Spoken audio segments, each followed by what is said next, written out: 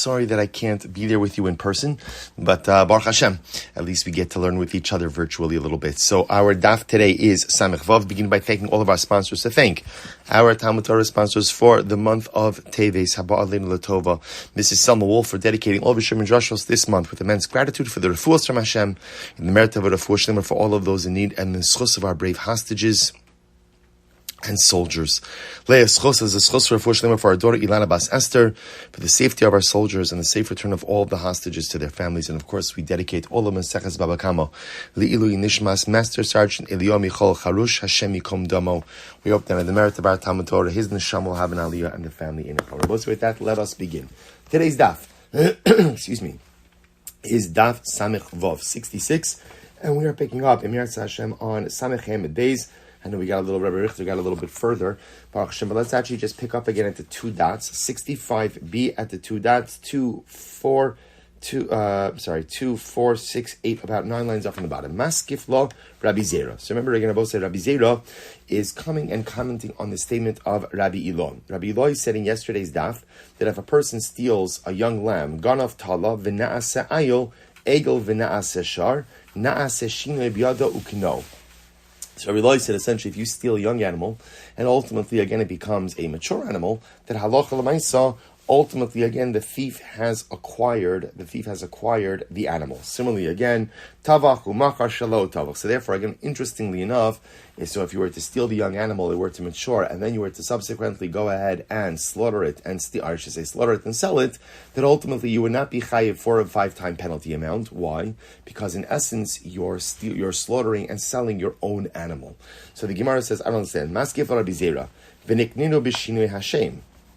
But the truth is, one should be able to go ahead and one should be able to go ahead and acquire the animal through a change in identity. So there's this concept that when you steal something, if let's say you steal it, it has one identity, and then the identity evolves, the thief should be able to acquire the animal by dint of a change of identity, a shinui Hashem. So Rashi says over here, Nikninu b'shinui Hashem, nehi t'shevach t'gufelo havi shinui, t'memela kashavach va'azol, miyo b'shma v'adei. So here's what's interesting. Even if we reject Rabbi Elai's premise, namely, Rabbi Elai's whole idea was that physical maturation is enough to affect a change to transfer ownership to the thief. Even if we reject that idea, why not say that ultimately, again, when the animal matures, even though the physical maturation doesn't transfer to the reshus of the thief, maybe the change of name, change of identity, ultimately causes it to become the thief's property? Rava said it doesn't work, and I'll tell you why.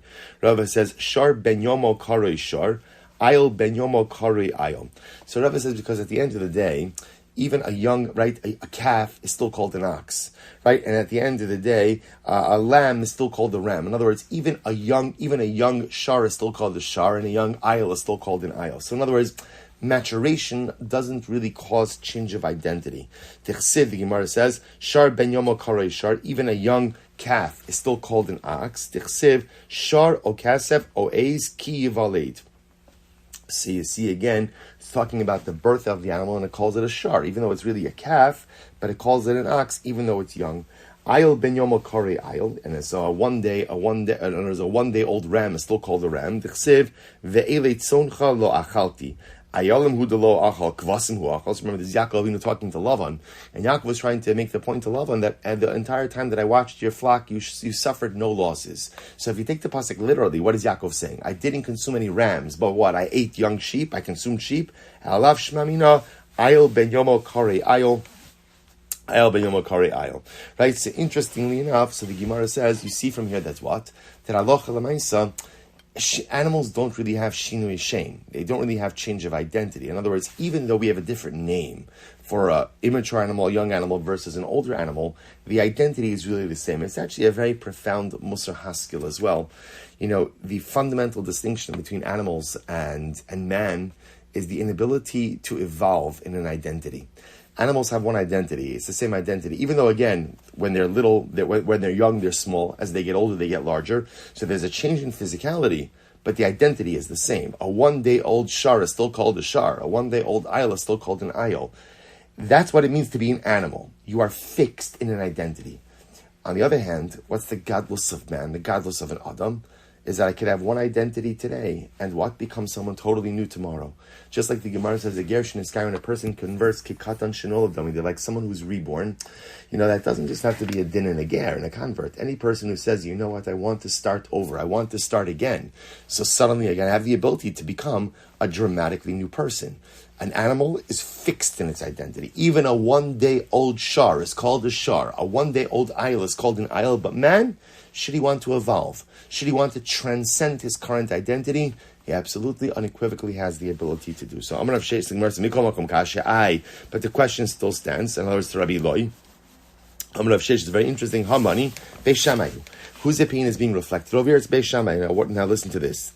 The Amri, Shinui Bimkomo Omedes. So Beis Shammai is of the opinion that halacha l'maisa, even if the animal or the object undergoes some type of change, it still remains in the possession of its original owner. In other words, change in the item, be it again in identity or be it again in just maturation or, in the identity of the item, does not cause the item to leave its original owner's domain. It's still owned by the owner. Shinui bimkomo omedes. Even with a change, even if the object undergoes or the animal undergoes some type of change, bimkomo omedes means it still remains under the ownership of the original owner. Velo kani, and therefore the thief doesn't acquire it. So let's analyze this. So the Gemara says, Disanya, listen to this. Nasan la be'esnana, chitin va'asa'an soles, zeisin va'asa'an shemen, anavim va'asa'an yaim. So here's the case. A man goes to a harlot. Okay, not good. Man goes to a harlot, and what does he do? He pays her for her services, and either he gives her wheat, and she goes and takes the wheat, and she makes it into flour. Or he goes ahead and he gives her olives, and she makes it into oil. Or he goes in and gives her grapes, and she makes it into wine. So in other words, the man has given the harlot one type of item for payment, and now the harlot has transformed that item into something different. So what's the halacha? Tani chada aser v'tani chada mater. Now, let's analyze this. The idea of Torah says that an esnan zona, payment that a harlot receives for her services, if she receives, let's say, an animal, or she receives something else that could normally be used in a sacrificial capacity, it's not allowed to be offered up on the mizbeach. Again, logical, right? Because since the zona ultimately received this for an immoral act, it would be inappropriate to offer it up on the mizbeach. So what's interesting about this over here in this case is as follows. She's receiving an object for payment, but at the end of the day, then she's transforming the object into something else, right? So the wheat is becoming flour, the olives are becoming oil, the grapes are becoming wine. So the shaila is, does the item in its new form still have the status of harlot payment or not, esnan zona or not? So the Gemara says, Tani chada aser, Tani chada muter. It's machlokes. One opinion says, so two different prices. One opinion says that it's muter, one opinion says that it's aser. Vam Rav Yosef. Tani Gurion de me'aspurak Beis Shammai osrim Beis Selma turns. Machlokes Beis Shammai Selo. Beis Shammai are the ones that say that it's aser. So Beis Shammai say even though the zona took the payment and transformed it into something different, it's still called payment for a zona, and therefore it's aser. Beis Hillel says no. Once it changes form, ultimately again it is going to be mutter. My time to Beis Shammai. What's Beis Shammai's logic? Chsiv gam l'rabos shinuyehim, because the pasuk says lo savi esnan zona mechir kela beis Hashem. Do not bring the payment for a harlot or mechir kela, something exchanged or sold for a dog, to offer it up in the house of HaKadosh Baruch Hu l'chol neder kisavas Hashem elokecha gam shnehem, because these things are considered to be an abomination. Now the word gam also means also. So obviously the word gam is coming to include something additional. According to Beis Shammai, what's being included over here? Not only the actual item given for payment, but even if that item is exchanged for something else, you're not allowed to use that for carbonic, for sacrificial purposes as well. Beis Hillel, heim v'lo shinuyehim. Ultimately, again, Beis Hillel says no. Haim, the pasuk haim teaches, or the word haim teaches us, it's only actual payment to the zona that can't be used for a carbon. But if she subsequently transforms it into something else, it is permitted to utilize that as a carbon. Incredible. Ubei Shammai, we'll say top of 66, Samech Vav. Ubei Shammai haim, v'lo v'lado seim. Huda asa. Beis Shammai uses the word haim. He says haim means that it's only the actual item given to the zona. Let's say Reuven goes to a zona, he gives her a sheep as payment. Now that sheep has offspring. It's only the actual sheep that is prohibited, but the offspring will be permitted for sacrificial use. Beis Hillel, Tarti Shabbos, Beis Hillel learns two things out of Haim. Number one, Haim v'lo shino yehem. Number one, it teaches us that only the actual item given for payment cannot be used for sacrificial purposes. And number two, Haim v'lo vlado sehem. It also teaches me that it's only, again, the item itself and not its offspring. Ayu Beis Hillel haksiv gam. So what does Beis Hillel do with the word gam? What does he do with that? Gam le Beis Hillel kasha. The Gemara says, you're right. According to Beis Hillel, we're not sure what to do with gam. That's a kasha. So the Gemara says, ad kan lo pligi ela demar savra shinui kona umar savra in shinui kona. So we'll say, so what's their machlokes? Their fundamental machlokes ultimately, again, now the Gemara is going back. The Ad Kan Lo Pligi is Rabbi Eloi and Rabbi Chanina. So first of all, I just want to mention the way the Rambam paskins in this case by Esther and Zona is like Beis Hillel. Namely, so if a man, right, Reuven goes to a zona, gives her a sheep, or let's go with the Gemara's case, gives her wheat, she makes that wheat into flour. That flour is permitted to be offered up on the Mizbeach, because the only thing prohibited to offer up on the Mizbeach is the item actually given for payment for immoral services rendered. But if halacha l'maisa, that item given from him is transformed into something else, then ultimately, again, the new item is not considered to be, attached, so to speak, to the zona, and therefore it's permitted for use. Okay, so the Gemara says, Ad kan lo pligi ela. So now the Gemara goes back to yesterday's daf, we learned before. The machlokes Rabbi Elana v'Chanina, Ad kan lo pligi ela, demar savar shinui kona, umar savar ein shinui kona. So we'll say, what's their fundamental machlokes? Their fundamental machlokes is when a change in the stolen object occurs, when the object is in the domain of the thief, is the thief considered to be the owner or not? That's the fundamental machlokes. So the Gemara says, the machlokes is one opinion holds, shinui kona, that also Rabbi Eloi holds that when the item undergoes a change, when it's in the domain of the thief becomes the owner. And Rabbi Chanina holds, no, not kona, aval le'inyan shelumi, but again, when it comes to repayment, kuli alma kidimei ikara mishalim. But again, I will say, when it comes ultimately again to repayment, everyone agrees that what? Everyone agrees that halacha l'maisa, we go ahead and repayment is based on the value of the item at the time it was stolen.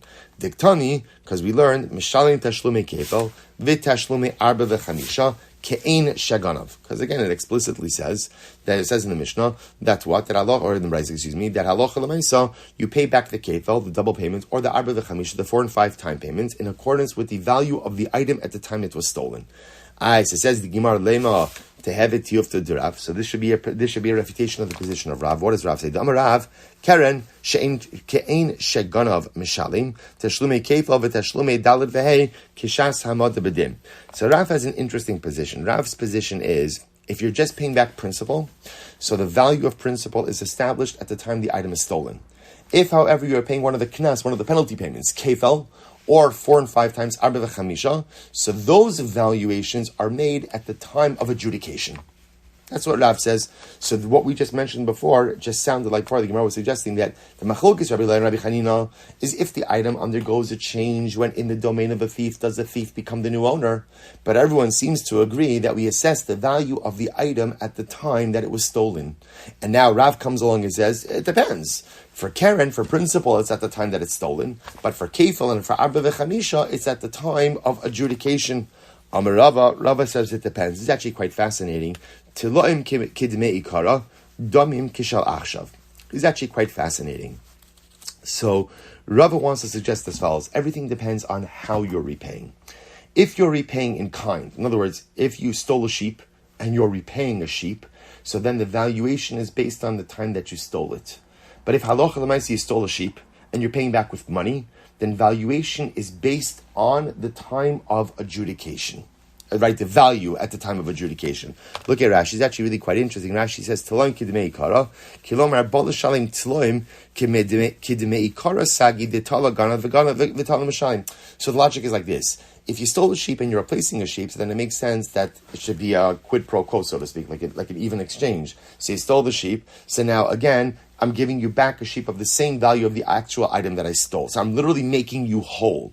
On the other hand, if you're paying back money, so one could make the argument that maybe the obligation is replacement value.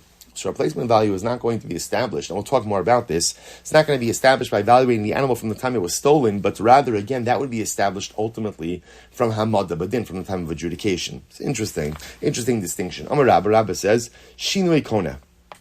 So now we're going back. So Rabba comes along and says, Rabba wants to suggest that indeed, if a person stole, right, Reuven stole an object from Shimon, and now while the object is in Reuven's domain, it undergoes some type of change. So now comes along Rabba, and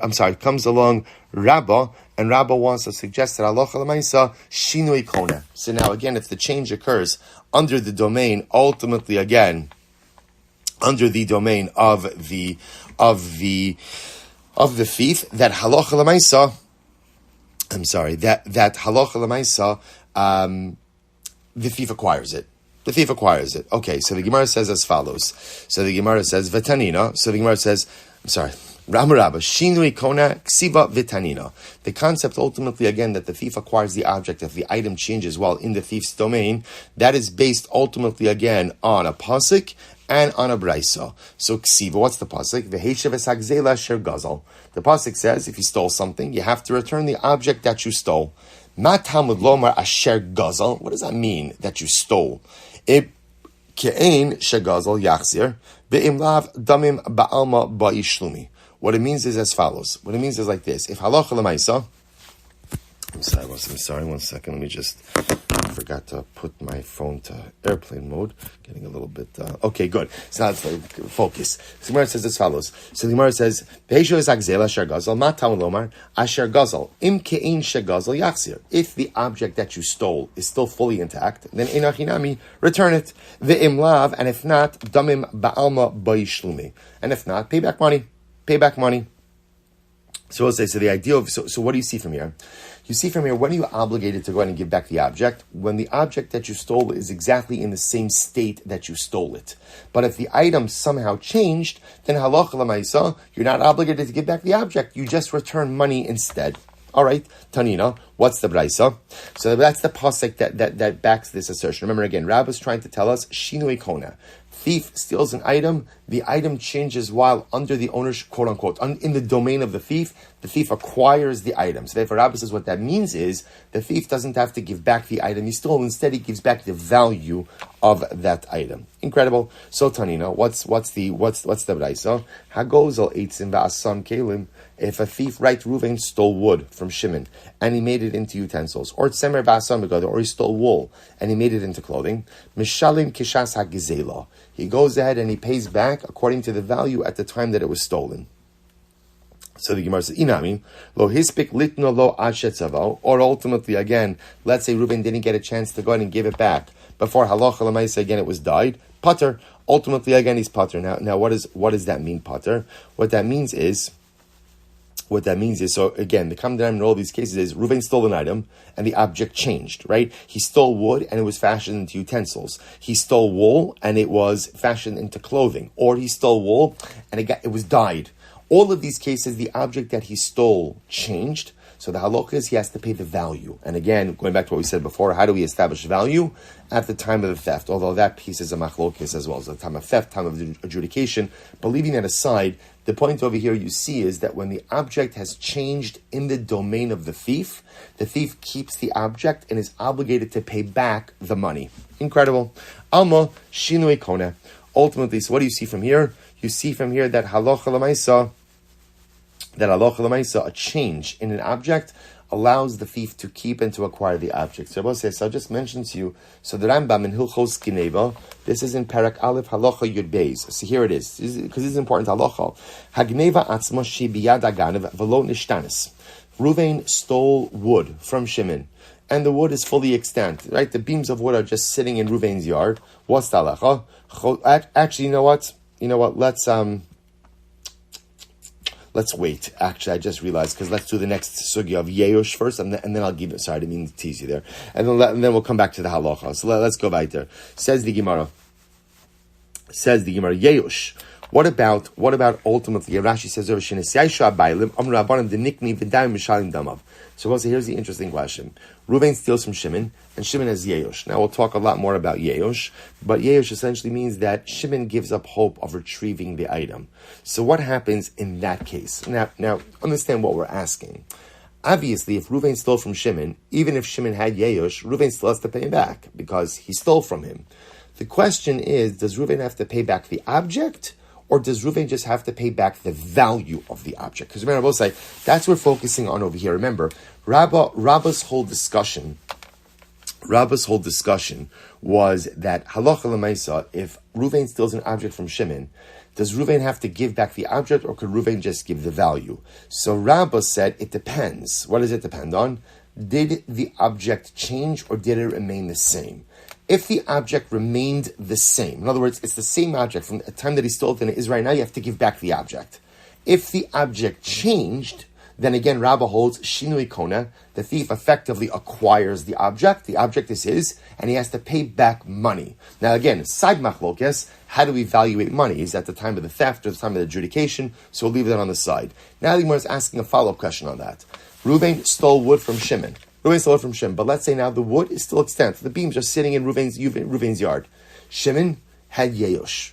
He gave up. He despaired of being able of recapturing, of reclaiming that wood. So now, what's the shaila? Does Reuven have to give back the wood, or could Reuven just give back the value of the wood? That's the shaila. So the Gemara says, Rabbanan, denikni mihu. I'm sorry. Good. Yehosh, Amri Rabbanan, denikni. So the Gemara says, so if there's Yehosh, the Rabbanan hold that the thief has acquired the item, and therefore the thief only has to make monetary restitution, does not have to return the object itself. Mihu, however, what's the issue? Lo yadinan id oraisa id Rabbanan. We don't know if this halacha is midaraisa or this halacha is midrabanan. Okay, so let's analyze this. So the Gemara says, id oraisa, so maybe on one hand it's oraisa, midi dahavi amotzi aveda. Because maybe it's like a person who finds a lost object. What happens when a person finds a lost object? So he says, Motzi Aveda, Lav Kevan Demiyash, right? Demiyash, Mara Mikamedetis Liyade, Kakanile. So we'll listen to this. So when it comes to an Aveda, Kevan Demiyash, Mara Mine Mikamedetis Liyade, Kanile. Since when a person, right, let's say again, we'll say a different kind of case. Shimon lost an object and he had Yehosh. Reuven finds the object. Reuven is permitted to keep it, right? Because ultimately, again, Yehosh occurred prior to it coming to his hands. However, Hy'd nami kevin demiyayish mara kanile alma kani. So we could say kind of like maybe a stolen object is like a lost object. Meaning what? Just like by a lost object, if the owner has Yehosh, despairs of ever finding it, of ever retrieving it, someone else finds it, that person gets to keep it. So I should say the same thing by theft. Reuven steals something from Shimon. Shimon gives up hope of retrieving it. Reuven should be able to keep the object. Again, to be clear, he could keep the object. He has to pay back money, but he could keep the object. The Gemara says, "Oh, Dilma lo dami la aveda." On the other hand, that's not a good comparison. Why? Avedahu dechi asay liyadei behetera asay liyadei. In the case of the lost object, when Reuven finds the lost object, again, it was heter, right? Shimon lost an object. Reuven found it, fair and square. There's nothing illegal, it's totally permitted. Aval hai, kevan de isura asoy liadei. But in this case over here, theft, Reuven stole from Shimon. So the Gemara says, Asay de midrabanan hu da amrabanan nikni mipnei takanas hashavim. This is fascinating. So let's listen to this. Maybe the halacha is like this. In reality, when Reuven steals from Shimon, even if Shimon subsequently has Yehosh, despairs of giving it back, Reuven should have to give back the object. Should have to give back that midrai. Should have to give back the object because it came to his possession, so to speak, illegally. Not so to speak. It came to his possession illegally. But also we've seen this before. There's a concept called takanas hashavim. Takanas hashavim ultimately again means that Chazal instituted certain laws to facilitate the performance of tshuva. Chazal have a vested interest in people becoming bali tshuva. But Chazal also understood that in order to make people bali tshuva or facilitate tshuva, you have to make it as easy as possible. So one of the areas where Chazal intervened in this type of situation was by theft. So technically speaking, if you steal an object and it's extant, you should have to give back the object.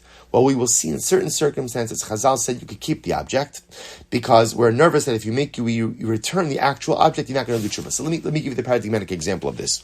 Reuven steals a crossbeam from Shimon. then Reuven builds a home, and that crossbeam is in a ceiling. Reuven wants to become Baal Tshuva. So really you would say, okay, the crossbeam is right there. Reuven, take it out of the ceiling and give it back to Shimon. Well, as much as Reuven wants to be a Baal Tshuva, Reuven is not going to deconstruct his house. It's very important. So people want to do the right thing, but people want to do the right thing as long as it's easy. So Chazal understood this human nature is human nature. So they said, you know what?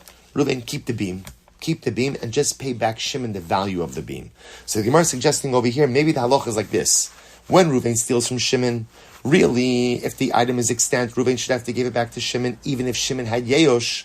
But maybe because of takonas hashavim, to facilitate Reuven's tshuva, we want to make tshuva as easy as possible.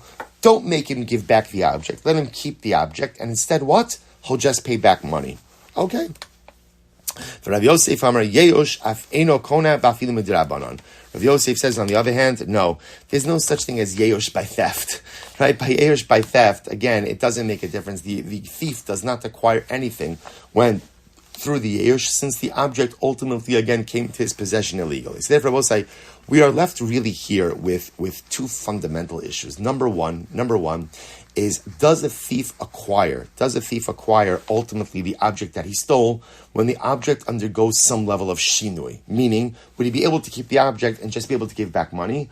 Or if the object exists in some way, shape, or form, is he automatically obligated to give it back? That's question number one. Question number two is, does the owner's yeyosh somehow allow the thief to keep the object as well and be able to pay back with money instead of the object? So, okay, so now we come to the Rambam. So the Rambam writes as follows. He says, again, Parak Aleph Halacha Yud Beis. He writes, Hagneva atzma she biyad haganav v'lo nishtanis. Right? So Reuven stole a beam of wood from Shimon, and the beam of wood is still there. It has not changed at all. So what's the halacha? Chozeres leba'aleha bein lifnei yeyosh bein la'achar yeyosh. So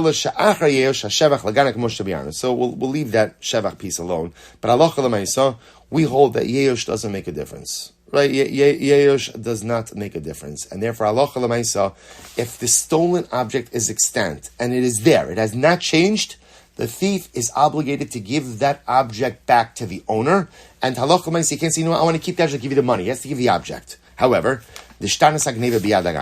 what happens if, let's say again, Reuven took the piece of wood and he changed it, he made it into into a bowl, into something else.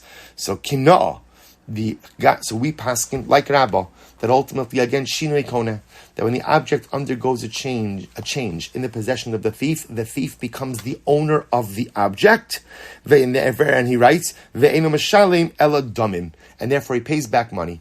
So Rabbi say essentially, yeyosh makes no difference in this case. In other words, whether the owner had yeyosh or doesn't have yeyosh doesn't impact this, because this is a whole illegal case of theft.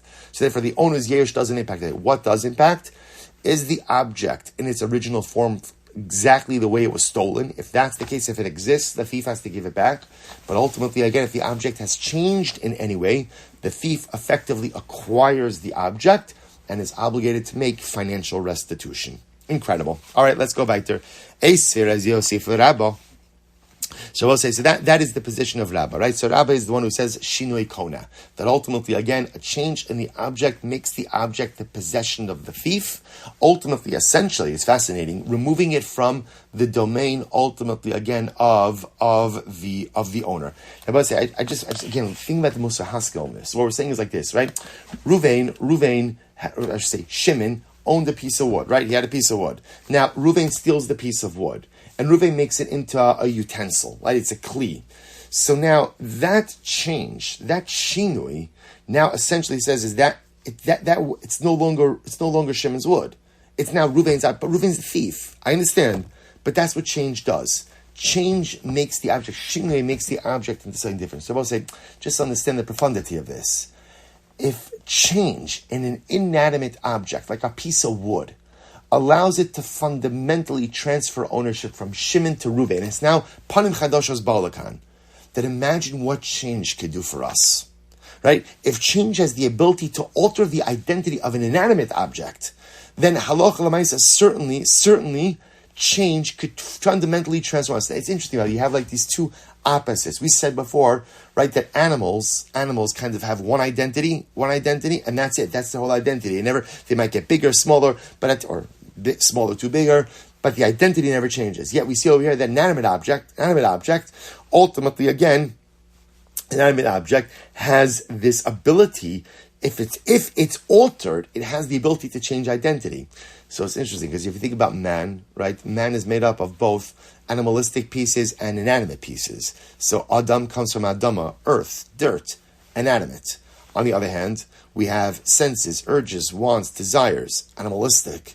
And then we have a Neshama, which powers us through everything. So the shaila is in life, how do you want to identify? Do you want to be an animal? Do you want to be an animal? And just understand whatever identity you carve out, that's it. That's who you are for all eternity. Or ultimately, it's interesting, do you want to identify maybe a little bit more with your Adama piece? Because interesting part of inanimate objects is that halacha l'maisa, if you change them, if you change their identity, then they become something dramatically different. So if I align almost like my neshama, away a little bit from my animalistic side, a little bit more with my Adama side, I have the ability to fundamentally transform myself. Just something to think about. And no, isn't this the tension that I'm always living? Can I change? Can't I change? Could I transcend? Can't I transcend? Am I just stuck in who I am? Or can I become something different? So it's fascinating. You just see in halacha, there are these two fundamentally different models. Okay, let's go weiter. So if Yosef is a kasha to Rabba, Gazel Chametz, this is a great case. Gazel Chametz, Vavar Lava Pesach. So watch this. I steal Chametz from Reuven. Now, I steal Chametz from Reuven, on Rosh Chodesh Nisan. Okay, then what happens? Pesach goes by, and I have a change of heart. I want to be a Baal Tshuva.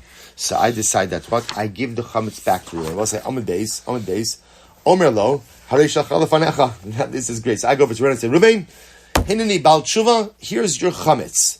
We'll say, what's the problem? That Chametz, I owned that Chametz over Pesach. That is called Chametz Sha'avar Alava Pesach, Chametz owned by a Jew over the course of Pesach. Chametz like that is Asr Ba'no. You can't do anything with it. So I show up at Reuven's house, right? I show up right after Pesach with this chametz, and I say, Reuven, here it is. I'm giving it back to him. I'm Baal Tshuva. Look how great I am, Baal Tshuva. And Reuven's like, get out of here. Give me my money. Give me the value. That chametz now is worthless. I can't do anything with that. So the halacha is, I have the ability ultimately again to leave the chametz with Reuven and satisfy my obligation. I'm both saying that this is interesting. Now, why is that? Because what's happening in this case over here is, I stole the chametz, and I'm giving him back the same exact chametz. But this chametz that I'm giving him back is now chametz owned by a Jew over Pesach, and it's not usable for anything. But as Rashi points out already, that's called hezek she'eino niker, unrecognizable damage. And what's the halacha by unrecognizable damage? You're not chayiv. So therefore, again, halacha l'maisa, I could literally repay my debt to Reuven by giving him the chametz, saying Shalom Am Yisroel. Incredible. The high kevan demate idon isura vaday miyayish. But 1 second. In this case over here, right? Reuven, who was the victim, when Pesach came and he realized he didn't have his chametz, certainly he had yeosh. Certainly he had yemush. Now watch this. The Gemara says, yeosh kona. Now ultimately, again, if you hold that once the owner has yeosh, the thief acquires the object. So amai omer laharesha chalafanecha. So ultimately, again, if that's the case, then it turns out it was my chametz, not Reuven's chametz.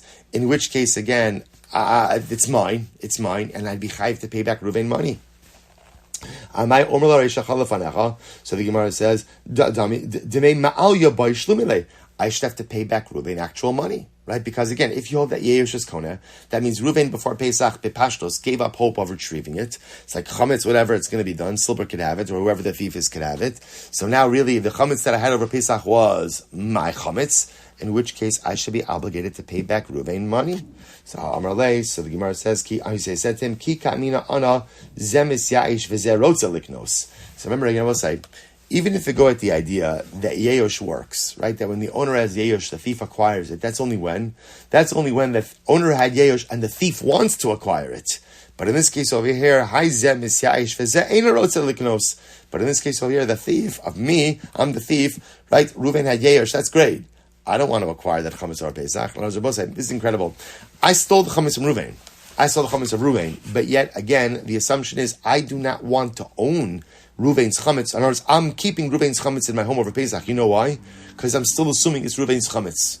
I don't want to own his chametz. So therefore, again, halacha l'maisa, in that case, Ruvain's yeyosh will not transfer ownership to me. I both say, this is wild. Think about this just a moment. I'm a thief.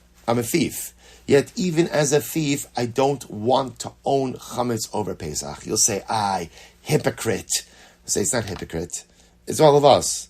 It's living with inconsistencies. You could be a thief, but still not want to own chametz over Pesach. Just like I could wear tefillin and still speak lashon hara. Just like I could keep Shabbos and be dishonest in business. I'm not saying these things are permitted. I'm talking about the inconsistencies that all of us live with. We all have inconsistencies. And that's the beauty of the human condition. The Ribbon Shalom accepts our inconsistencies as long as we acknowledge them. Where does HaKadosh Baruch Hu kind of lose a little bit of patience, so to speak? When I'm inconsistent, but I pretend I'm consistent. So that's already dishonest. So dishonesty, that HaKadosh Baruch Hu has very little tolerance for. But to be able to own it, say, you know what, I am a work in progress. And as a work in progress, I am a thief, but I don't want to have chametz over Pesach. I'm makbid on chametz, I'm not makbid on theft. Inconsistent? Yes, I acknowledge it, I own it. Such is the nature of the human condition. Incredible. So Abai raised the kasha to Rabbo, Karbano, Velo HaGazal. So both say, so the Pasuk says, remember the Pasuk says, Ola Karbano min HaBakar. So the Pasuk is talking about carbon Ola. And if you're going to bring a carbon, you have to bring a carbon ultimately to the Mishkan, to the Beis HaMikdash. So the Gemara says as follows. But we learn out Karbano means it has to be yours, as opposed to Velo HaGazal. You can't steal an animal from someone and offer that up as a carbon. Okay. Someone says, Hey Chidami, what's the case? If I stole an animal from Ruvain and Ruvain didn't have yeyosh, lama likra, that's obvious that I can't offer it up. Pshita. So we'll say, obviously, I can't offer up someone else's animal as a carbon. So if I stole from Ruvain didn't have yeyosh, it's Ruvain's animal. If it's Ruvain's animal, I don't have any right to offer it up. So the Gemara says, so the Gemara says, Pshita, elalav la'achar yeyosh. Rather, it must be, it's after yeyosh. It's after yeyosh. So what do you see from here? Even I stole from Ruvain, and even though Ruvain had yeyosh, halacha l'maisa again, the animal is still Ruvain's. What do you see from here? Shmamina yeyosh lo kani. You see from here that yeyosh does not go ahead and acquire. So we'll say ultimately again, remember this is Abai posing a kasha to Rabba. Or to Rava, really to Rava. So you see from here, Yeyosh is not Kona. I will say a little bit anticlimactic already because I already read you the Rambam, but again, we'll go through the steps. Amarle Rava. So Rava said, well, what about according to your logic? Well, listen to this. Mishkavo velo hagazal. So we'll say the Torah is talking about over here by a zav. V'ish asher yiga b'mishkavo yichabes begada v'rachatz b'mayim v'tamei adaret. So we'll listen to this. If Rashi says over here b'mishkavo, so Rashi says, Isha Sheigo Mishkavo, Gzeres Akasav Lahotzi as a Mishkava Gazal Shenoras. Listen to this. If a Zav sits on a cushion, right, and someone else goes ahead and touches that cushion, they become Tameh. But what do we learn from here? Mishkava V'lo HaGazal. It's only if the Zav sat on his cushion. What if the Zav stole a cushion from someone and then sat on that? So you can't convey Tumah to something that is not yours. Okay. So the Gemara says, Hey Chidami, what's the case? Ilema the Gazal Amra Va'avdei Mishkav. Say if the Zav stole wool and made a cushion out of it, so Mi'ika Lamanda Amar Shinui Maisa Lokani. So I'll say, so remember again, we just saw that when you change an item, the thief acquires it. Right? So halacha l'maisa again, so obviously in that kind of case, even though the thief stole the wool, once you change the wool into a cushion, he owns the cushion and will have to pay back the value of the wool. If he owns the cushion, he should be able to convey tumah to it. What's the case? The Gazal Mishkav de Chavre. Must be talking about a case where he stole his friend's cushion. And therefore the Torah is telling me that halacha l'maisa, if the Zav steals his friend's cushion, he can't convey tumah to a cushion that doesn't belong to him. Hachanami, the Gazal Karban de Chavre. So I'll say, the Gemara suggests, so it's actually very interesting. The case over here is nothing to do with Yerush. The case over here also is where halacha l'maisa, Ruvain, I stole Ruvain's carbon. I stole Ruvain's carbon. So what happens if I steal Ruvain's carbon? So I'll say, see, that makes a lot of sense. You can't offer up someone's carbon. Why? Look at Rashi. Rashi says, the Gazal carbon de Chavre, shehikdish chavero. So ultimately, Ruvain consecrated an animal as a carbon. Uli olam lifnei yeyosh, Actually, if you look at the second version of Rashi, the guzzle carbon the carbon eno nigzal. So we'll say, here's the interesting part. Once an animal is dedicated as a carbon, you can't steal it. This is fascinating. Why? Because it doesn't belong to you anymore. Who does it belong to?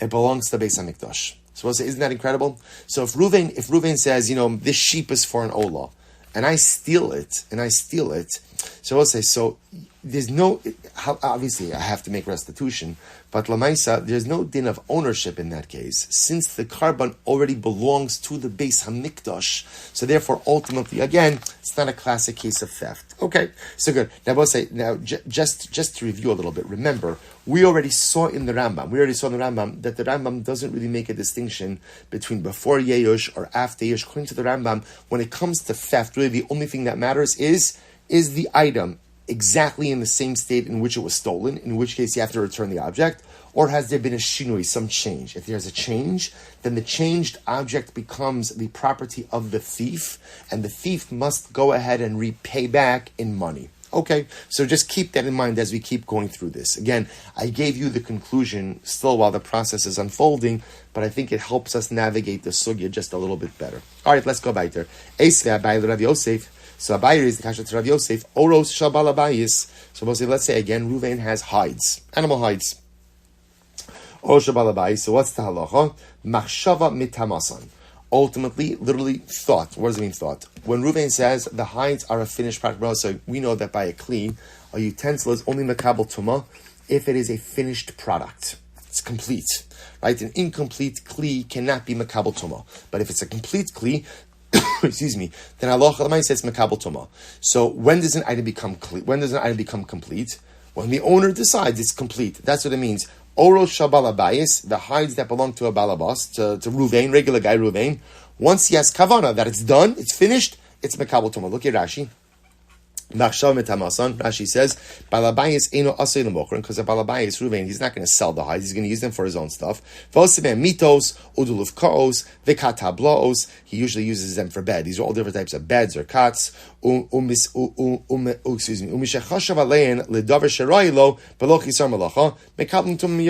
And again, once the object is ready to be used in some way, and Ruvain has kavana for that particular use, the object is finished. Once it's quote-unquote finished, then ultimately, again, it is makabel tuma. So again, I want to point out over here, it's not just the pshat, ultimately, that Ruvain decides, it's finished. In other words, in order for a kli to be makabel tuma, it has to be usable for something.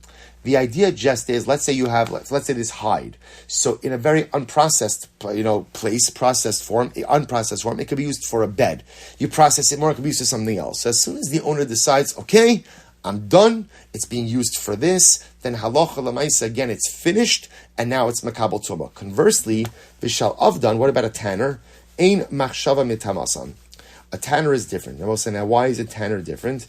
Because halacha l'maisa, a tanner is going to sell the hides. Look at Rashi, v'shal avdan, ha'asui limkar, ein machshavto mitamaso, da'avid demamlich umazbin, v'alokeach yasam ehen minalim, v'adayin lo nigmara malachtin lakach. So here's the issue. If you're a tanner and you're selling hides, so what's your goal? Your goal is to sell it to the purchaser. What is the purchaser going to use it for? Whatever he wants. Whatever he wants. So therefore, even if the tanner decides, you know what, this is a finished product, it's usable for A, B, C, D, and E, it doesn't make a difference because the tanner is not the one determining its final usage. He may sell a hide to Ruvain, and Ruvain may decide to make a pair of shoes. Well, to make a pair of shoes requires a whole different avoda. So therefore, again, the tanner's intent doesn't make any difference in terms of Kabbalas Tuma. Shalganov.